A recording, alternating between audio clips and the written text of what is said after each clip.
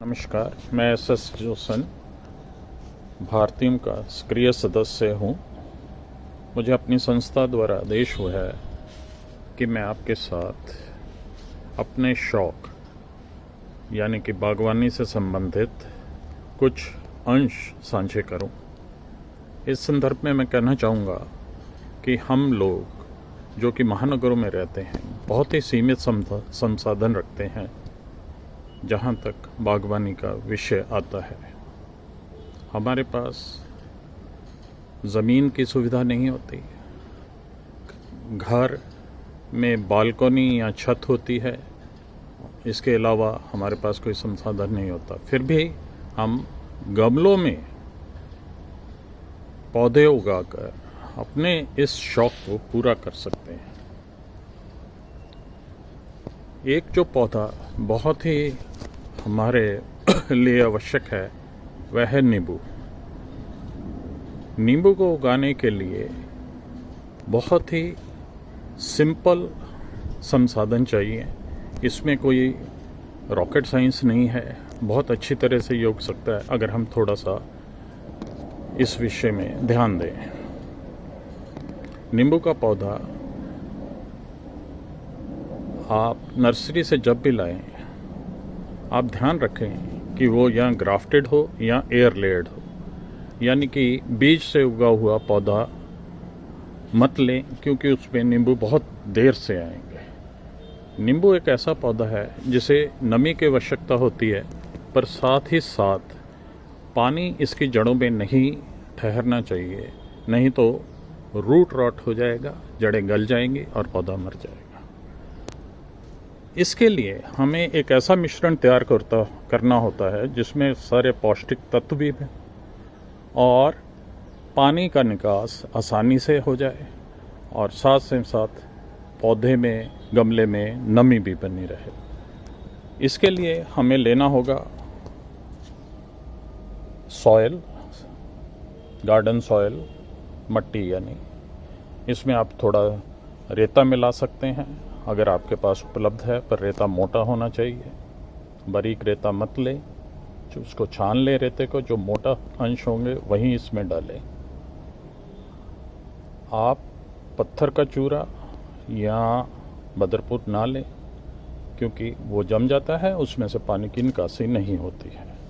इसके बाद आपका दूसरा आता है वर्मी कंपोस्ट। वर्मी कंपोस्ट यानी केचुए की खाद, जो हमें इस तरह की बोरियों में मिलती है। ये छोटी पैकिंग में भी आती है और बड़ी पैकिंग में भी आती है। वर्मी कंपोस्ट के साथ साथ हमें चाहिए कोकोपीट। कोकोपीट यानी ये नारियल के रेशे से बना हुआ होता है, चूरा होता है। ये इस तरह की ईंट में आता है। अगर आप ईंट ना लेना चाहें तो आपको छोटी मात्रा में भी किसी भी नर्सरी से या बीज वाली दुकान से मिल सकता है। इसके बाद आप लेंगे पत्ती की खाद, नीम खली, बोन मील। जो बोन मील नहीं डालना चाहें क्योंकि ये हड्डी से बना हुआ चूरा होता है, अगर आप शाकाहारी हैं, इसका इस्तेमाल नहीं करना चाहते, तो रॉक फॉस्फेट ले सकते हैं। इसके साथ हमें चाहिए होगा वर्मीकुलाइट, ये नमी को बरकरार रखता है, और परलाइट, ये पानी की निकासी में सुविधाजनक रहता है। अगर आप परलाइट, वर्मीकुलाइट और बोन मील ना भी डालें तो भी काम आसानी से चल सकता है, अगर आपके पास इनकी उपलब्धता नहीं है। सबसे पहले हमें क्या करना होगा, हमें ये मट्टी, वर्मी कंपोस्ट और कोकोपीट को बराबर मात्रा में लेकर इनका एक मिश्रण बनाना होगा।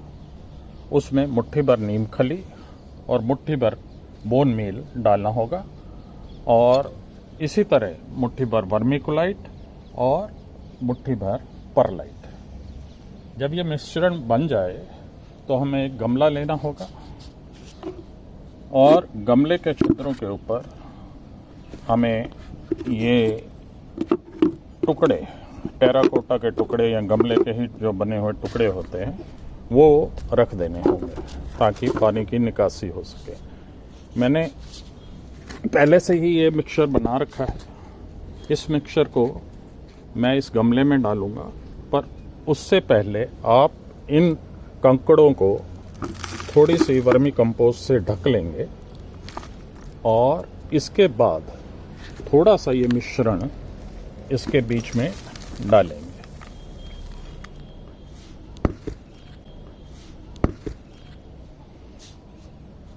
ये नर्सरी से लाया हुआ एक पौधा है। ये पौधा 8-10 दिन से मेरे पास है। जब भी आप नर्सरी से पौधा लगाएं, एकदम से पौधे को ट्रांसप्लांट ना करें, यानी कि दूसरे गमले में ना लगाएं। गमले में लगाने से पहले आप 4-5 दिन अपने पास उसे रखें ताकि वो आपके वातावरण के अनुसार ढल जाए। उसके बाद आप इसको ठोक बजा के थोड़ा सा बाहर निकालेंगे और बाहर निकाल कर ये देखिए ये बाहर आ गया है और इनकी जड़ें आप देख रहे हैं, बड़ी अच्छी जड़ें हैं। सफ़ेद जड़ का मतलब होता है कि पौधा चल रहा है और अच्छा चलेगा। अब इसको इसके बीच में रख दें। इसके बाद इसकी साइडों के ऊपर आप यही मिश्रण डालें।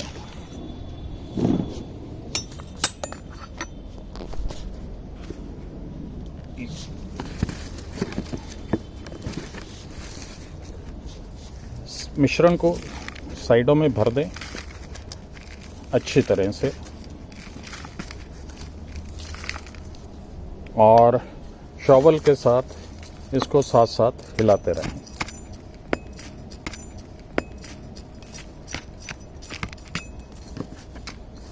इसको हमने अच्छी तरह से दबा के भरना है ताकि इसमें कोई एयर पॉकेट, हवा ना रहे।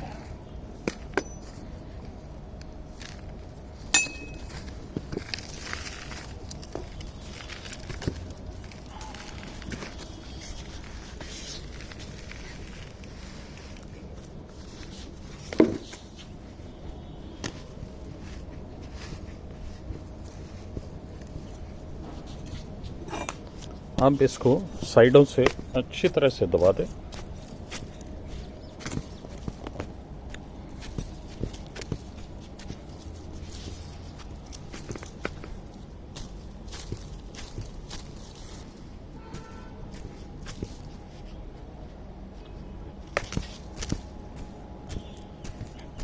ये इसलिए हमें करना है, जैसा कि पहले मैं बोल चुका हूँ, ताकि इसमें हवा अच्छी तरह से गमले में से निकल जाए।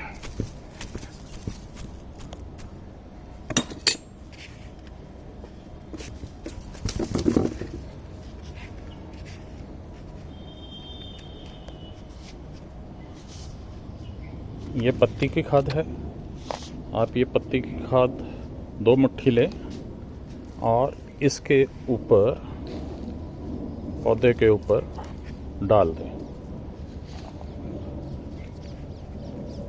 ये पत्ती की खाद, इसे मल्चिंग भी बोलते हैं।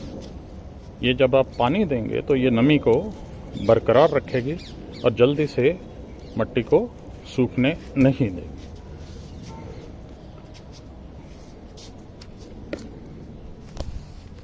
अब आप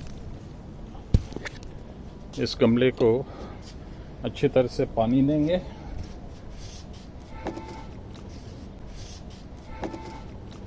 ये पानी वाटर कैन है हमारे पास, इसमें पानी है और इतना पानी देंगे कि पानी नीचे से एक बार बह जाए।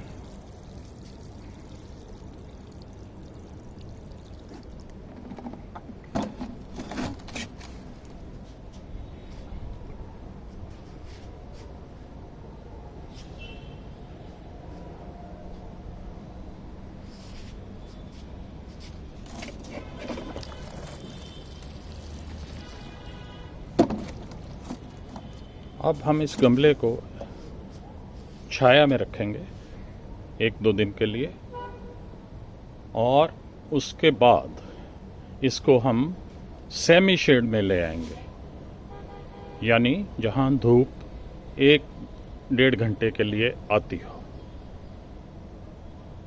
हफ्ता भर वहाँ रखने के बाद हम इस गमले को पूरी धूप देंगे। आपको ध्यान रखना है कि धूप कम से कम 5-6 घंटे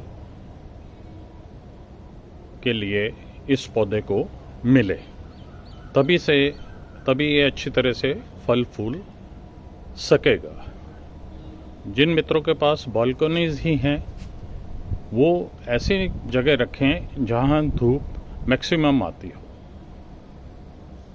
आप देखेंगे कि 1.5-2 साल के बाद अगर आपका प्लांट अच्छा है, अच्छी नस्ल का है, तो उसको ऐसे फल लगेंगे।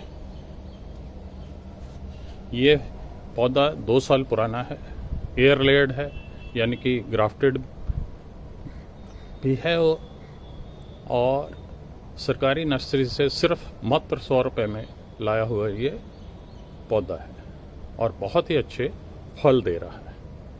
मुझे आशा है कि आप अगर इन सभी चीज़ों का ध्यान रखेंगे तो बहुत ही अच्छे रिजल्ट पाएंगे। धन्यवाद।